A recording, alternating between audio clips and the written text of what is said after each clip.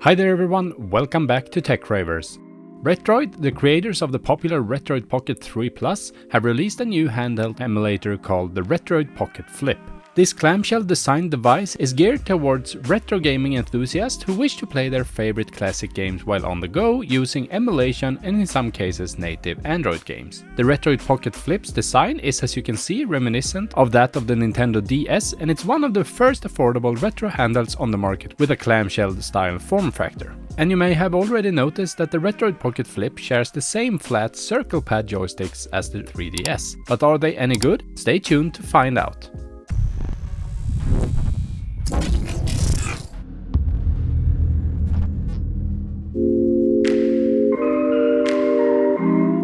The unboxing experience for the Retroid Pocket Flip doesn't offer anything particularly new. It comes in this same box design as the Retroid Pocket 3 and Retroid Pocket 3 Plus. The side of the box displays the color of the handheld that was selected during the order process. Speaking of ordering, like the Retroid Pocket 3 Plus, Retroid offered a discount code for early pre-orders of this device. I chose the US 16-bit color, by the way, which I personally love. However, I'm not a fan of the glossy sport red color as it looks unattractive to me. Despite the discount, I ended up paying almost $235 for the handheld due to the high cost of tax and shipping, which is significantly more expensive than other companies. This device cost me almost $100 more than the listed price of $149 with the discount, which is just crazy.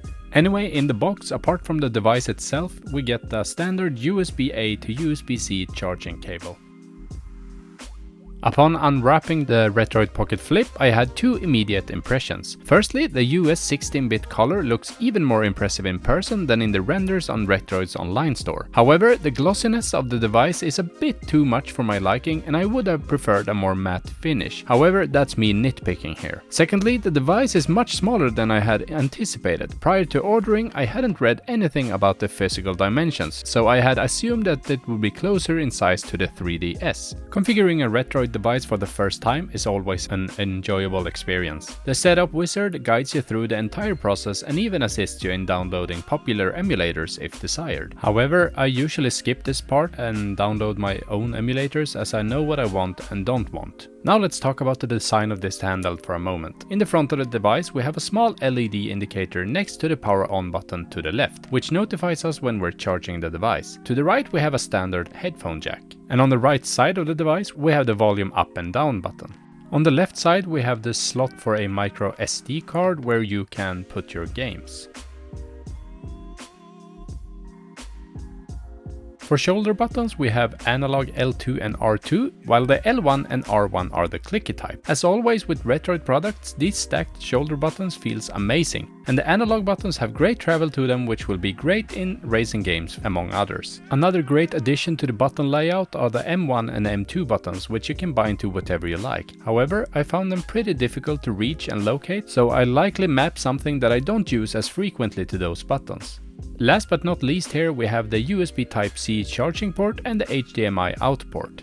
Now let's take a look at the inside of the device. The face buttons are well sized and responsive, making them a pleasure to use overall. They are also much bigger than on the old Retroid Pocket 3 and Pocket 3 Plus. Same goes for the D-pad, it's bigger than before and much more comfortable to use. Both travel and pivot are great and it will probably be a pleasure to play retro games with it. Oh, and then there was that, yeah. Well, to be fair, the sliders on the Retroid Pocket Flip feel surprisingly good, considering they are sliders. In fact, they feel better than the ones on my 3DS. However, it's still true that the sliders can't quite compare to regular analog sticks in terms of overall feel and functionality. And to prevent any potential damage when closing this device, there are small rubber parts on the sides that act as dampeners.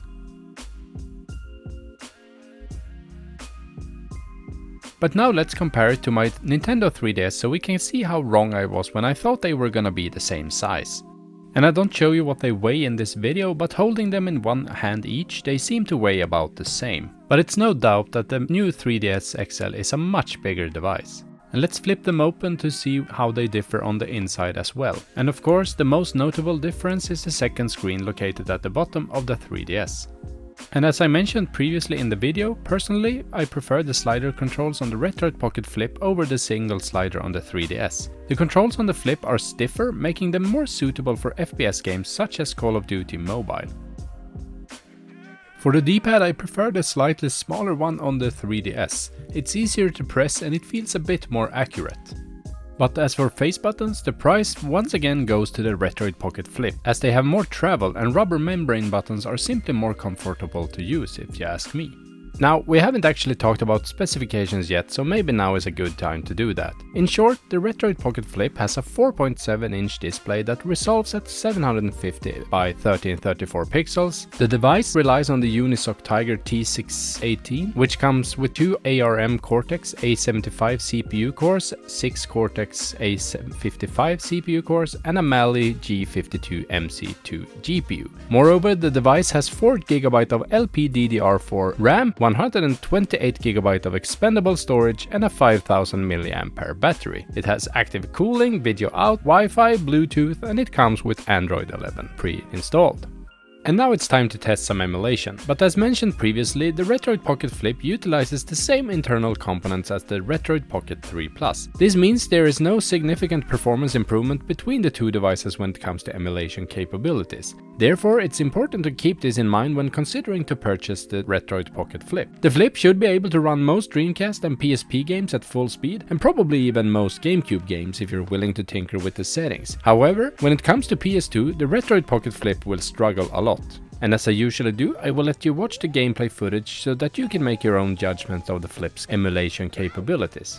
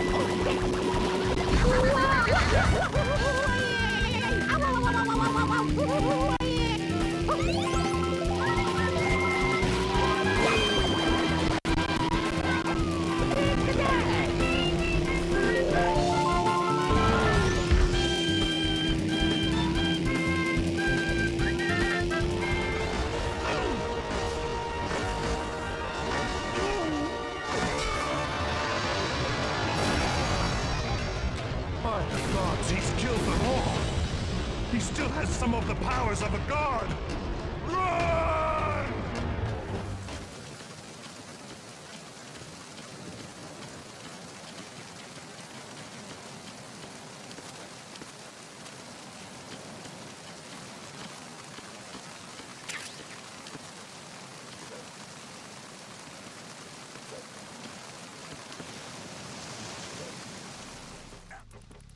Freeze. Huh? Oh.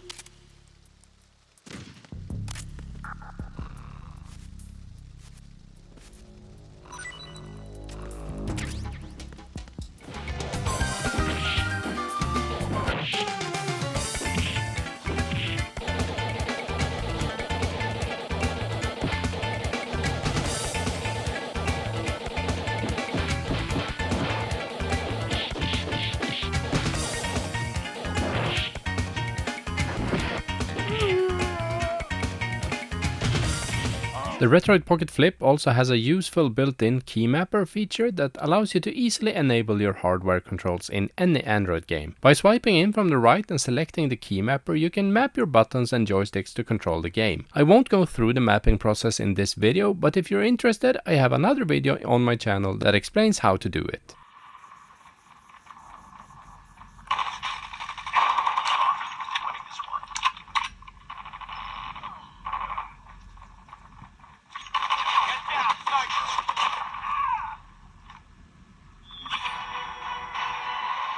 So yeah, that's my video review of the Retroid Pocket Flip. The Flip is for all of you who wants to play games up to and including Dreamcast, PSP or even Gamecube on the go and are a fan of the clamshell devices. And at the same time you don't mind sliders for controls. I hope you liked the video or that it might have helped you consider whether you should buy it or not. If it did, please show it to me by giving this video a like and consider subscribing to my channel if you want more content like this in your feed. Thanks for watching and catch you in the next one.